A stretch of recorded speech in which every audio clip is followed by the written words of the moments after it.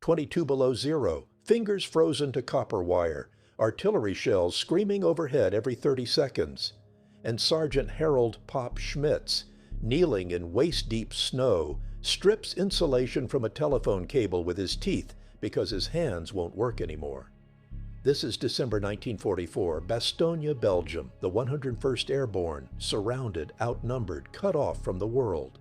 The Germans have launched their final gamble, the Ardennes offensive. Panzer divisions rolling through the snow, elite troops crushing American positions. The weather so brutal that even the birds have stopped flying. Everyone knows about the nuts reply. Everyone remembers the paratroopers holding the line. But nobody talks about the men who made it possible, the wiremen, the signalmen, the soldiers who crawled through artillery fire 50, 60, 70 times a day to splice broken telephone cables. The men who worked with bare hands in 44 degrees below zero because radios died in minutes, and without communication, without those thin copper lines connecting command posts to forward positions, Bastogne would have fallen in hours. The Germans understood this perfectly. They weren't just trying to kill these men. They were hunting them, watching for movement on the wire lines, waiting for repair crews. And when Schmitz and his team appeared, scrambling through the snow to fix another break, the mortars would open up, targeted, deliberate, furious, because the Germans couldn't comprehend how these American bastards kept restoring communication. How could a surrounded garrison, hammered by constant shelling, coordinate their defense with such precision? How did headquarters seem to see everything, respond to every threat, shift reserves exactly where needed? The answer was crawling through the snow right now, copper wire clenched between frozen teeth, refusing to let the line stay dead. This is their story. December 16th, 1944. 5:30 hours. The Ardennes forest. The sound came first, a rumble so deep it felt like the earth's heartbeat stuttering. Then the sky lit up. Not sunrise, artillery. Hundreds of German guns firing simultaneously along an 85-mile front. The largest German offensive since 1940 had begun. Sergeant Harold Schmitz was 34 years old, which made him ancient by paratrooper standards. The men called him Pop, not with disrespect, but with the particular affection soldiers reserve for those who've earned their gray hair in the field. He jumped into Normandy on D-Day, landed in the wrong drop zone, like most of the 101st, spent 3 days behind enemy lines with a broken radio, navigating by dead reckoning and pure stubbornness before linking up with his unit. He'd learned something fundamental in those 3 days. Communication was everything. A platoon without communication was just scared men with guns firing at shadows. An army without communication was a mob. Now, 8 days after that first German barrage, Schmitz stood in the center of Bastogne, looking at the thin copper wires radiating out from the command post like spider webs. These wires, field telephone lines, mostly WD1/TT, two-conductor twisted pair, insulated with waxed cotton, were all that connected General Anthony McAuliffe to his scattered regiments defending the perimeter. The SCR 300 backpack radios, the ones they'd trained with endlessly. The modern miracle of battlefield communication. Useless. The batteries died in 3 hours in this cold. Sometimes 2. Sometimes they wouldn't even power on. The SCR 536 handheld radios, 45 minutes if you were lucky, 22 degrees below zero Fahrenheit, the coldest winter Belgium had seen in 50 years. Cold that turned diesel fuel to gel, cold that froze morphine syrettes solid, cold that made rifle bolts stick and tank engines refused to turn over, and cold that murdered radios. So they'd gone old school, field telephones, EE-8 handsets. Miles and miles of wire hastily strung along fence lines, draped over buildings, buried under snow, running across open fields. Every regiment, every battalion, every company connected to headquarters by these fragile copper threads. Schmitz's job, his mission, his entire reason for existing in this frozen hell was keeping those wires intact. It was impossible. The Germans cut them constantly, not randomly, deliberately. Their forward observers watched the wire lines. Their artillery targeted them. Their patrols hunted for them. Every time a Nebelwerfer rocket battery opened up, every time the 88 spoke, wire breaks multiplied across the perimeter. On December 18th, 2 days before the Germans completed their encirclement, Schmitz's crew repaired 14 breaks. On the 19th, 21. On the 20th, when the ring closed and Bastogne became an island in a German sea, 37 breaks. And that was just one crew, just one sector, just one of the thin copper lifelines keeping McAuliffe in touch with reality. December 21st, 1944, 1340 hours, northeast perimeter. The field telephone in the command post went dead mid-sentence. Colonel Joseph Harper, commanding the 327th Glider Infantry Regiment, was reporting German armor movement near Marvy when his voice simply stopped. Not static, not interference. Just silence, the particular empty quality that meant wire break. McAuliffe looked at his operations officer. The operations officer looked at the map, measuring with his eyes. Then he looked at Schmitz. Northeast line, probably near the road junction. Germans dropped a heavy barrage there 10 minutes ago. Schmitz was already moving. He grabbed his wire spool, 25 pounds of spare cable, his tool pouch, wire cutters, splice kit, electrical tape that barely stuck in this cold, insulation strippers that were mostly theoretical, because you'd do the real work with your knife or your teeth. His rifle, M1 Garand, 8 rounds, 2 spare clips because carrying more weight meant moving slower, and slower meant dead. 2 men went with him. Private First Class Eddie Morrison, 19, from Iowa. Technician 5th grade Carl Webster, 23, former lineman for Pacific Telephone, which made him the team's technical expert. Both carried rifles. Both carried wire. Both knew the statistics without being told. Wire repair crews in Bastogne had a 37% casualty rate. That meant more than 1 in 3 men who went out to fix a line didn't come back. Not all killed. Some wounded, some missing, some captured, but not coming back. They moved fast through the ruins of Bastogne's northeastern district. The town was dying. Not dramatically, not in one catastrophic moment, but methodically, building by building, shell by shell.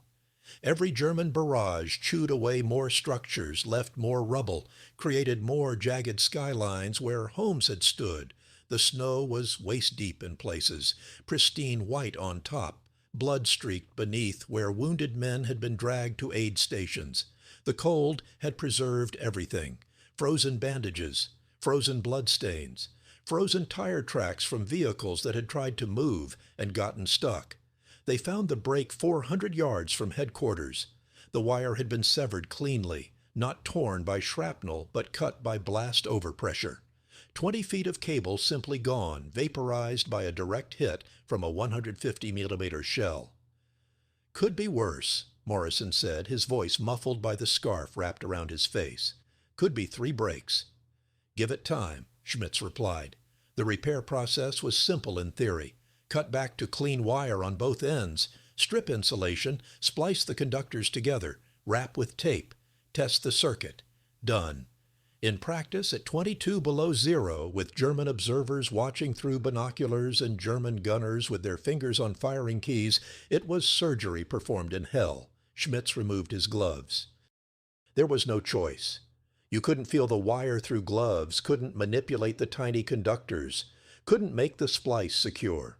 So you worked barehanded, and you worked fast, and you accepted that your fingers would stop functioning after about 90 seconds. He cut back to clean copper on the eastern end. The wire cutters stuck, ice in the joints, and he had to wrench them 3 times before the blades closed. His fingers were already aching, that deep bone ache that precedes numbness. Webster worked the western end.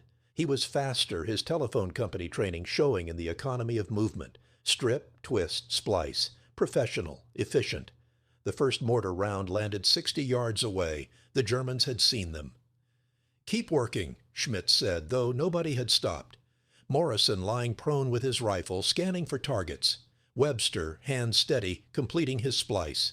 Schmitz, using his teeth now because his fingers had gone wooden, stripping insulation from the eastern conductor. The copper tasted like pennies and frost. The waxed cotton insulation was tough, designed to withstand field conditions. It wasn't designed for human teeth. Schmitz bit down hard, pulled, felt something tear in his mouth. The insulation or his gum? He couldn't tell, didn't care. Second mortar round. 40 yards. Closer.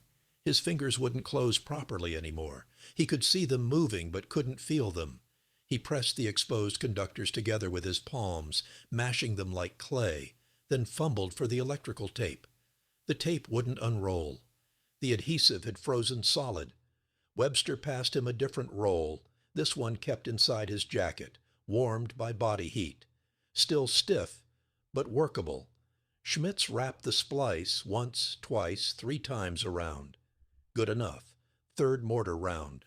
25 yards. Snow erupted in a fountain of white and black. "Test it," Schmitz snapped. Webster had the field telephone out, already clipping onto the line. He cranked the generator, a harsh grinding sound in the cold air. Waited. Cranked again. "Command post, this is Wire Crew Delta. Line test, over." Static. Schmitz's heart sank. Bad splice. Broken somewhere else. Moisture in the connection. Then, "Wire Crew Delta, this is command, 5 by 5. Good work. Now get the hell out of there. Over." They didn't run. Running in waist-deep snow was impossible. They waited, rifles held high, bent forward against the resistance. Behind them, the German mortars walked their pattern across the spot where they'd been working, methodical and furious, trying to cut the wire again, trying to kill the men who dared to fix it. They made it back at 14:07 hours. 27 minutes total. Time elapsed from break to restoration. 27 minutes. On a good day, it took 5 minutes. This wasn't a good day. There were no good days. At 14:20 hours, the northeast line went dead again. December 22nd, 1944. Morning, the coldest day yet. The thermometer outside the command post read -19 Fahrenheit. That was in shelter, away from the wind. Out in the open, with the wind cutting across the snowfields, the effective temperature dropped to -44. At -44, exposed skin freezes in 5 minutes. Metal burns like fire. Breath crystallizes before it leaves your mouth. The air itself feels solid, resistant, like you're breathing through cotton, and wire gets brittle. Schmitz discovered this at 6:20 hours when the southeastern line snapped not from enemy action, but from its own weight. The copper contracted in the cold, the insulation stiffened, and the whole cable became rigid as glass. When wind shook the fence post it was tied to, it simply broke. By 0900 hours, 3 more lines had failed the same way, just snapped, gave up. The cold was doing the Germans' work for them. McAuliffe's staff had done the mathematics. The perimeter was roughly circular, about 16 miles around. 8 major defensive positions, plus artillery positions, plus aid stations, plus supply points. 27 separate locations that needed to maintain contact with headquarters. That meant 27 separate wire lines, some longer, some shorter. Average distance maybe 3/4 of a mile. Call it 20 total miles of wire, exposed to enemy fire, brutal weather, and the simple entropy of war. German artillery fired approximately 200 rounds per hour into Bastogne. Call it 5,000 rounds per day. Not all hit wire lines, but enough did. Even a near miss could sever wire through concussion alone. The mathematics were brutal. 5,000 shells times 20 miles of wire equals inevitable, constant failure. The only counter-mathematics available was Schmitz and his teams. 32 men total in the signal platoon, 4 crews, 8 hours per shift, 3 shifts per day. Endless rotation through the same frozen hell, repairing the same breaks, splicing the same wires, using their bare hands and teeth because that was the only way. At 11:30 hours, December 22nd, the German commander sent his ultimatum. 2 officers approached under a white flag. They carried a typed message demanding surrender. Resistance was pointless. The garrison was surrounded. No supplies were coming. Surrender now with honor or be destroyed. McAuliffe's famous reply, "Nuts," has been celebrated in every history book. One word, defiant, perfect. But that reply only mattered because McAuliffe could communicate it. to his regiment commanders, to his battalion leaders, to the forward positions where men were fighting and dying and needed to know their commanding general hadn't lost his nerve. The reply went out over the wire lines, all of them, simultaneously, because Schmitz's crews had kept them alive. The Germans couldn't understand it. Their intelligence officers had calculated that disrupting American communications would fracture the defense within hours. Command and control would collapse. Units would fight independently without coordination and could be defeated in detail. Instead, the defense held with uncanny precision. When German armor probed the southern sector, American reserves shifted south. When infantry attacked from the east, artillery fire fell exactly where needed. When a gap opened in the northwest, it was plugged before exploitation was possible. The Germans attributed it to radios. They didn't believe radios could function in this cold. But what other explanation existed? They increased their jamming efforts. No effect. They intensified artillery strikes on suspected radio positions. Nothing changed. They never understood that the answer was crawling through the snow, over and over, hour after hour, day after day, men with wire cutters and rifle slings and frozen fingers refusing to let the line stay dead. December 23, 1944. 15:20 hours. Western perimeter. Private Eddie Morrison died on the afternoon of the 23rd. Not dramatically, not heroically in the traditional sense. He died doing his job. The Western line had been cut again by a Nebelwerfer strike. The multi-barreled rocket launchers, nicknamed Screaming Mimes by American troops, were particularly effective at wire destruction. The rockets spread out in flight, carpeting an area with explosions, and they were loud enough that you knew they were coming, which somehow made them worse. Morrison went out with two others. They found the break. They started the repair. A sniper, German, positioned in the tree line 500 yards away, shot Morrison through the chest while he was bent over the wire. He didn't die immediately. Chest wounds rarely kill instantly unless they hit the heart directly. The bullet had punctured his lung, and he drowned slowly in his own blood while his team finished the splice, tested the line, and then dragged him back toward the command post. He died 50 yards from the aid station, 23 years old. From Iowa. Survived D-Day, Market Garden, and 57 days of continuous combat. Killed repairing a telephone line. The line stayed up for 40 minutes before another barrage cut it again. Carl Webster took shrapnel to his left arm on Christmas Eve. A shell landed close enough to throw him 10 feet through the air. He landed in a crater, arm bleeding, wire cutters still clutched in his right hand. He wrapped his own wound with electrical tape, the only bandage available, finished the splice one-handed, and crawled back to the command post before collapsing. They evacuated him on one of the first gliders that landed after the weather cleared. He survived. Lost some mobility in the arm, but kept it. Went back to Pacific Telephone after the war and worked as a lineman for 33 more years. He never talked about Bastogne except once in 1982, when a reporter asked him what he did in the war. "I fixed telephones," Webster said. In the snow. The casualty rate among wire crews eventually reached 41%. 13 of 32 men killed or wounded, the highest casualty rate of any specialized unit in the 101st Airborne during the siege. They received no special recognition, no unit citation, no medals beyond the standard decorations given to everyone at Bastogne, because what they did was classified as support, not combat. Repairing wire wasn't fighting, except it was. Every splice made under fire was a battle. Every line restored was a victory. Every moment those copper threads stayed intact was a defeat for the German offensive. December 24, 1944. Night.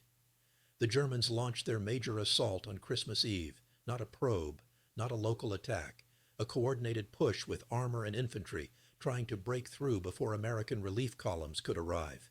The attack hit 3 sectors simultaneously: southern perimeter near Marville, eastern approaches toward the railroad, northwestern quadrant near Flamierge. Without communication, the defense would have shattered. McAuliffe couldn't be everywhere. He needed to know which threats were real, which were feints. He needed to shift his tiny reserve. One battalion tired under strength, to the crisis point. The wire lines told him everything. At 2140 hours, the southern line crackled to life. Heavy armor, 20, maybe 30 tanks. Infantry behind them, need support now. At 2143 hours, eastern line. Probing attack, maybe company strength. We're holding. At 2147 hours, northwestern line, taking heavy fire. Looks like their main effort. Request artillery. McAuliffe made his decision in seconds. The eastern attack was a feint. The northwestern threat was real but contained. The southern assault was the crisis. He committed his reserves south, shifted artillery fire, ordered the western positions to send whatever troops they could spare. The battle lasted 4 hours. The Germans came within 100 yards of breakthrough. Tank destroyers and bazookas stopped them. Artillery firing over open sights destroyed 6 Panthers at point-blank range. The reserve battalion plugged the gap. Throughout the battle, the wire lines never stopped functioning. They took hits. They broke. But Schmitz's remaining crews were out there, in the dark, in the cold, in the middle of the firefight, splicing and repairing and keeping the connections alive. At one point, Schmitz himself was working on a break less than 70 yards behind the front line. German infantry were visible in the tree line. American machine guns were firing over his head. Artillery from both sides was landing nearby, and he was kneeling in the snow with frozen fingers, stripping insulation with his teeth, making one more splice. A lieutenant from the 501st found him there, asked what the hell he was doing. "My job," Schmitz replied. The lieutenant, 22 years old, a West Point graduate who'd learned about communication theory in clean classrooms with blackboards and textbooks, looked at this 34-year-old sergeant working barehanded in 20 below and understood something fundamental about war. Theory didn't matter. Doctrine didn't matter. The only thing that mattered was this. When the phone went dead, somebody had to go out and fix it. And somebody did. Every time. No matter the cost. December 26, 1944. Afternoon. The weather cleared on the 23rd, allowing supply drops and tactical air support. Patton's 4th Armored Division reached Bastogne on the 26th, breaking the siege. The Germans withdrew, their offensive broken, their last reserves spent. The historians would analyze the Battle of the Bulge for decades. They'd study the strategic decisions, the tactical maneuvers, the logistical challenges. They'd debate whether Hitler's offensive ever had a realistic chance of success. They'd examine Patton's relief march, McAuliffe's defense, the impact of air power. Few would mention the wire crews. Schmitz survived, made it through the siege, through the breakout, through the final push, into Germany. He was back in the States by August 1945, discharged in September. Went home to Pennsylvania, got a job with the post office, married, had 3 children. He kept a spool of WD1 1TT wire in his garage. Sometimes when his hands were idle, he'd practice splicing it. Muscle memory. The motions came automatically. Cut, strip, twist, tape, cut, strip, twist, tape. His children asked him about the war occasionally. He told them about Normandy, about the jump, about the march through Holland. He rarely mentioned Bastogne. When he did, he talked about the cold, about the snow, about the feeling of frost forming inside your nose when you breathed. He never talked about the wires. In 1987, a military historian researching communication systems during the Battle of the Bulge tracked Schmitz down. Asked for an interview, wanted to understand how the 101st maintained command and control during the siege. Schmitz was 67 then, still strong, still clear-minded. He agreed to the interview, but only on one condition. The historian had to try splicing wire in a freezer. They went to a meat processing plant. The historian put on gloves, coat, thermal layers. The temperature inside the freezer was 15 above zero, 7 degrees warmer than Bastogne had been. The historian lasted 4 minutes before his hand stopped working. He couldn't feel the wire, couldn't manipulate the cutters, couldn't make the splice. He gave up, embarrassed, frustrated. "Now imagine doing that," Schmitz said quietly, "while people are trying to kill you. And imagine doing it 50 times a day. And imagine knowing that if you don't do it, men will die because they can't coordinate, can't communicate, can't function as an army." The historian wrote his paper. It was academically rigorous, thoroughly researched, properly footnoted. It concluded that the 101st successful defense of Bastogne was due to multiple factors: leadership, morale, tactical positioning, air support, and, buried in a subordinate clause in the 7th paragraph, effective maintenance of wire communication systems. Effective maintenance, that was the phrase. Clinical, bloodless, professional.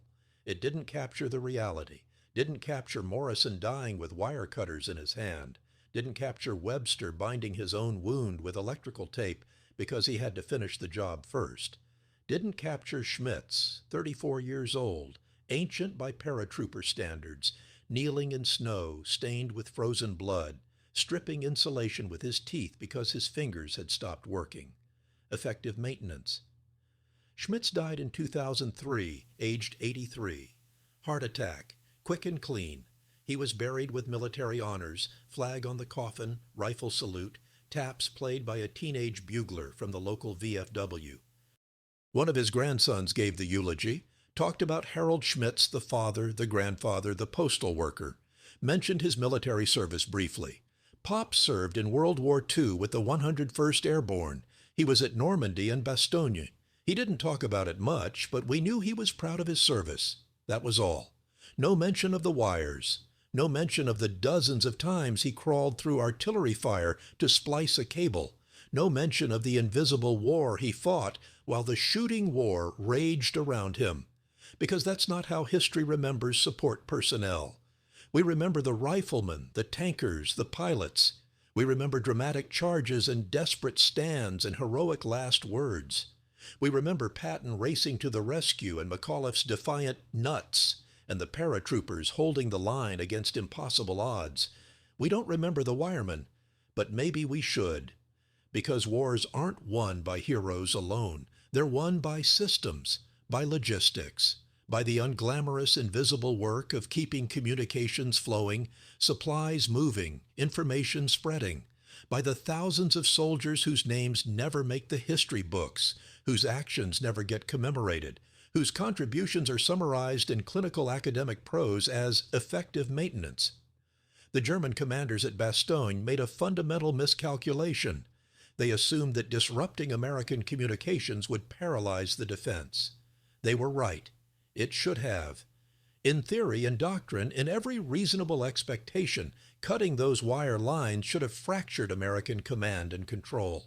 They didn't account for men like Schmitz, didn't account for the stubborn, grinding determination to fix what was broken, no matter the cost, didn't account for soldiers who would crawl through artillery fire with wire cutters and electrical tape, who would work barehanded in temperatures cold enough to kill, who would strip insulation with their teeth because that was the only way to do the job.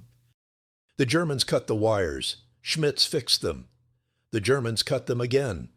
Schmitz fixed them again. And again, and again. 50 times a day, 70 times a day, until his fingers were frostbitten and his gums were torn and his body was beyond exhaustion. And because he did, McAuliffe never lost contact with his commanders, never lost awareness of the battlefield, never lost the ability to coordinate, to respond, to function as a unified army rather than scattered fragments.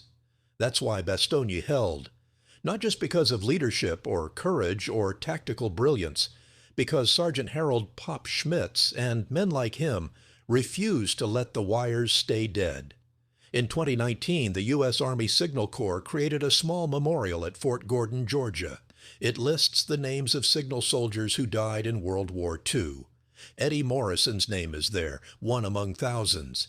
There's no mention of how he died, no context, just name, rank, date. But if you know where to look, if you dig through the archives, if you read the after-action reports from December 1944, you'll find a single line in the 101st Airborne's communication logs. 223 Dacey, wire crew sustained casualty during repair operations, line restored. Line restored. That was his epitaph. Not dramatic, not poetic, just the bare fact. The line was broken, and then it wasn't, and someone died in the space between. That's the invisible war. That's the unglamorous truth beneath the heroic narrative. That's what kept Bastogne from falling.